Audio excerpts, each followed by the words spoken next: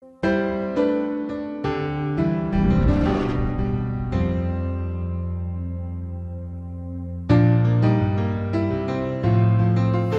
of the ways you can dress up your hands is to give them a patina so that they look like they're cast in metal.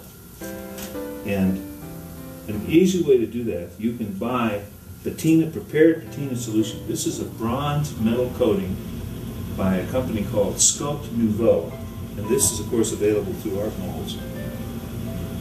But all you do is paint it on. Now the patina solution is totally covering this. This is not paint, it's actual metal powder in an emulsion that's painted on here.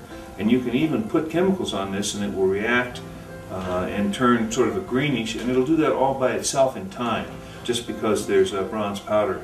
Now, take a piece of self-sticking felt, cut a circle slightly smaller than the one that I have just drawn.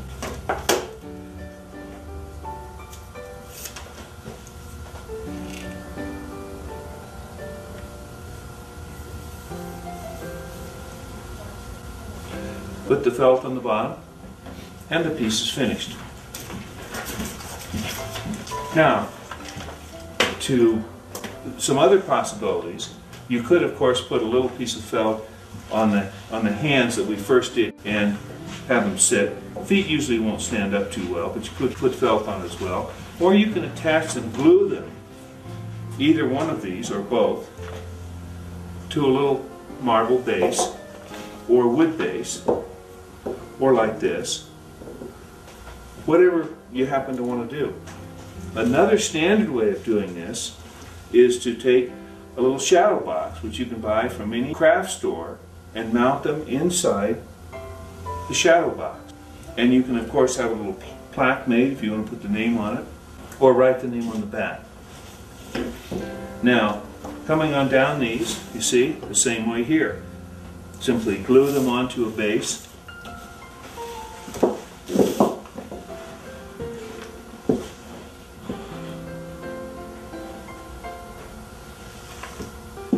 Now the wreath of hands, the way to finish these would be to smooth off the ends, and then probably just, you could either let it sit on a table flat, or you can drill a hole in the back somewhere and then put a nail in the wall and simply hang them on the wall.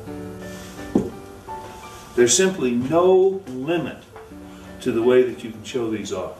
So just use your imagination. Now what we've shown you is how to do some castings that I think you'll treasure forever. I've seen mothers cry when they see a little baby's hand that they didn't know that their husband had brought over to get cast, for example. As I said, I think you'll just treasure them forever.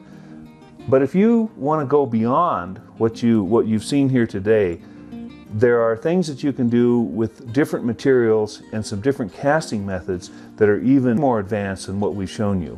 For example, you notice this pile of little hands? It's possible to make a second mold and make as many copies as you want. And in this case, you can give them to your brothers and sisters and your uncles and your aunts and however many you want. There's all sorts of different materials that can be used. This is a cast marble. This is a clear polyurethane resin. This is a clear polyester resin. These are resins and also a wonderful material called Forton MG. If you'll notice these little hands that are pretty much flesh color. This is urethane that's been dyed to look like flesh. This little hand is cast in actual hot bronze. The plaster should last for hundreds of years. This would last for tens of thousands of years. Here's a hand that's in cast marble again. A gentleman wanted these done to use as card holders for his desk. And these are done by using not alginate that we've done here today, but were cast in a skin-safe, fast-setting silicone rubber. And it has some advantages and, of course, as anything, some disadvantages. If you'll notice this particular hand of an older man and his granddaughter, unable to come to my studio, and I had to have him just extend his hand. The girl held his, and we wrapped the material around it rather than sticking it into something. And that's a little more advanced method as well. That's cast in 4-ton MG. This wreath of hands is 4 generations of women from 17 years old to over 80 years old in one casting. And you'll notice this ballerina's foot. This is cast in hot cast bronze.